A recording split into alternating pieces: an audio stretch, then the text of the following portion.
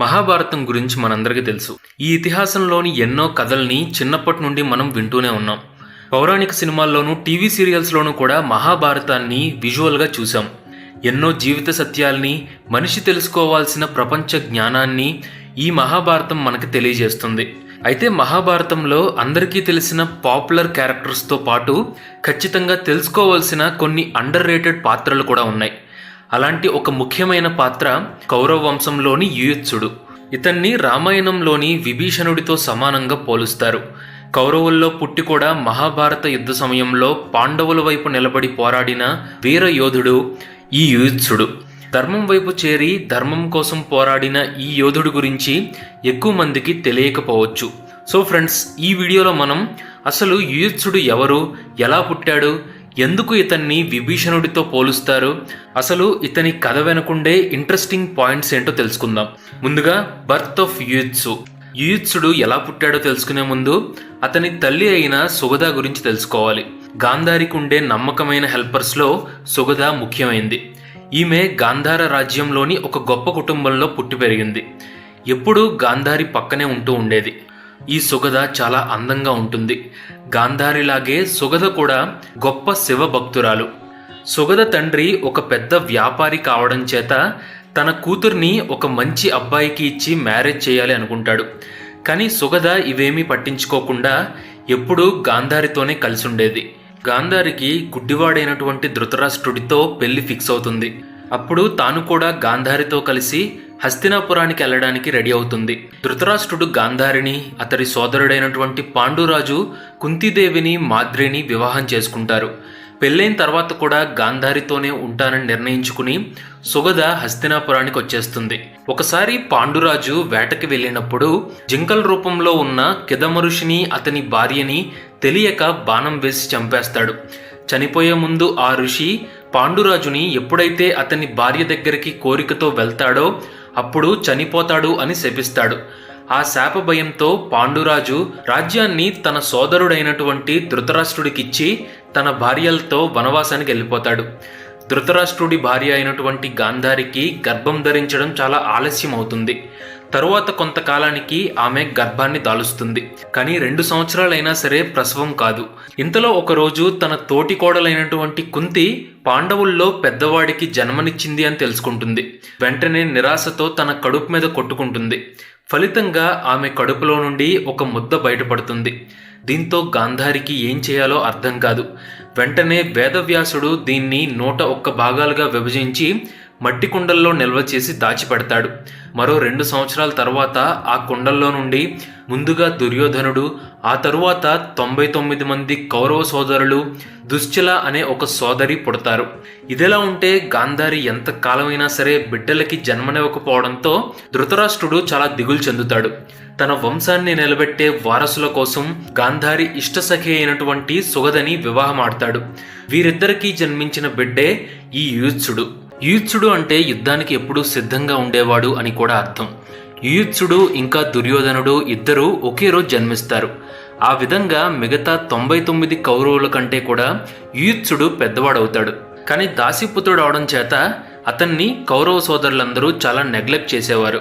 దుర్యోధనుడు ఎప్పుడు అవకాశం దొరికినా యుయుత్సుడిని దాసీపుత్రుడు అని ఎగతాళి చేసేవాడు. దుర్యోధనుడు ఎప్పుడు కౌరవ సామ్రాజ్యానికి చక్రవర్తి అవడానికి యుయుత్సుడిని పోటీగా భావించేవాడు.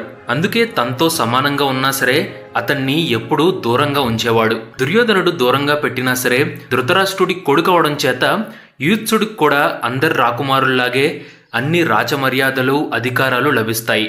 కౌరవులతో పాండవులతో కలిసి అన్ని విద్యలు నేర్చుకుంటాడు.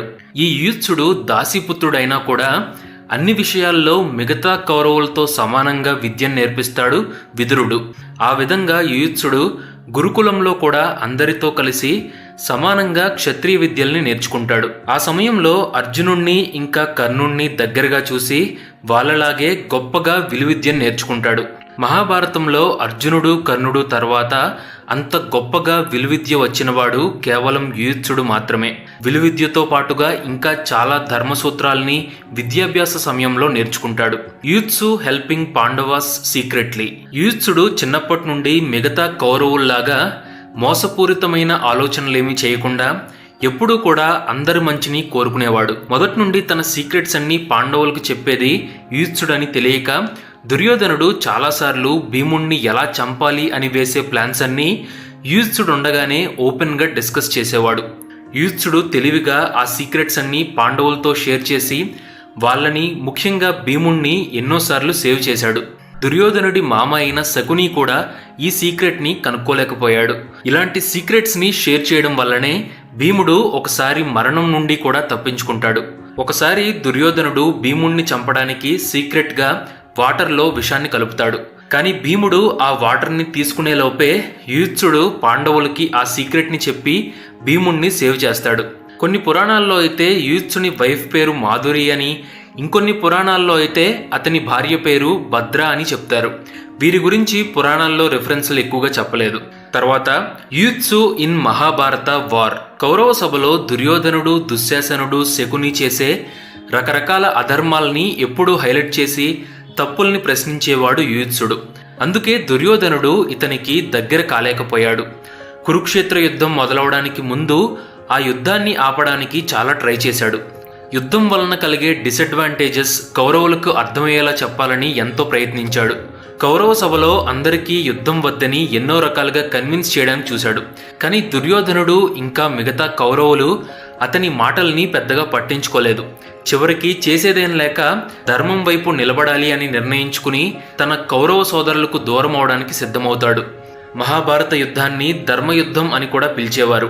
అందుకే రెండు వైపులా ఉన్నవారికి యుద్ధం స్టార్ట్ అవడానికి ముందు ఎవరికి నచ్చిన వైపు వారు వెళ్ళి ఫైట్ చేయొచ్చు అని ధర్మరాజు చెప్తాడు. ఆ అవకాశం కోసమే ఎదురు చూస్తున్న యుయుత్సుడు వెంటనే పాండవుల వైపుకు వచ్చేస్తాడు. అప్పుడే తన సీక్రెట్స్ అన్ని ఇంతకాలం పాండవులకి చెప్తుంది యుయుత్సుడే అనే విషయం దుర్యోధనుడికి అర్థమవుతుంది. యుయుత్సుడు చాలా గొప్ప వారియర్. అతని భుజాలు ఎంతో విశాలంగా, చేతులు ఉక్కులా బలంగా ఉంటాయి. అతను చాలా అద్భుతమైన విలుకాడు కూడా. అర్జునుడు మరియు కర్ణుడి తర్వాత అంత గొప్ప విలుకాడు. అందుకే ఇతనికి ఒకేసారి 60,000 మంది సోల్జర్స్తో యుద్ధం చేసే బలం ఉంటుంది. అందుకే అతన్ని మహారథి అని కూడా పిలిచేవారు. మహాభారత యుద్ధంలో ఉన్న 11 మహారథుల్లో ఇతను కూడా ఒకడు.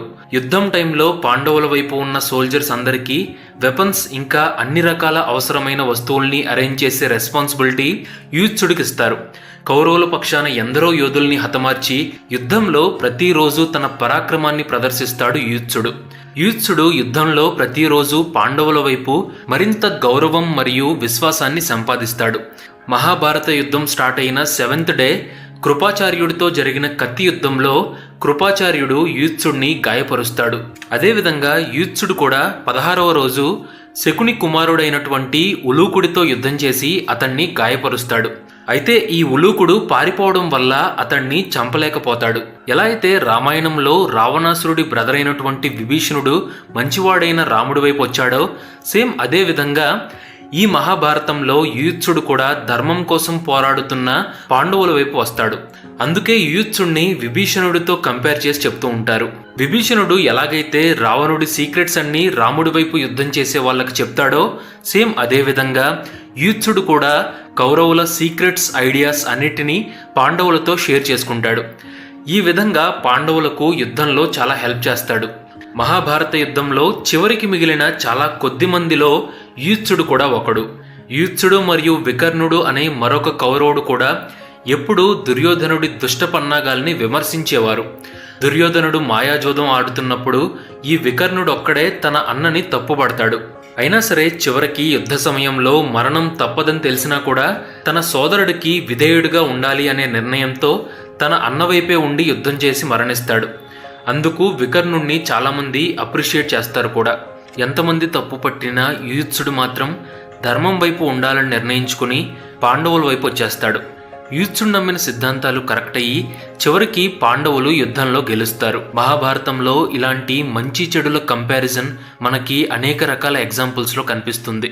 యుద్ధం ముగిసే సమయానికి కేవలం 13 మంది మాత్రమే బతుకుంటారు. యుద్ధంలో పార్టిసిపేట్ చేసిన కౌరవుల్లో మరణం చూడని ఒకే ఒక్క కౌరవుడు ఈ యుయుత్సుడు. యుద్ధం ముగిసిన తర్వాత ధృతరాష్ట్రుణ్ణి ఇంకా గాంధారిని యుయుత్సుడు సమాధానపరుస్తాడు. మరణించిన కౌరవుల దహన సంస్కారాల్ని యుయుత్సుడే పూర్తి చేస్తాడు. మహాభారత యుద్ధం అయిపోయిన కొన్ని సంవత్సరాలకి యూత్సుడు నగరం చిన్నాభిన్నం అవుతున్నట్లు గమనిస్తాడు.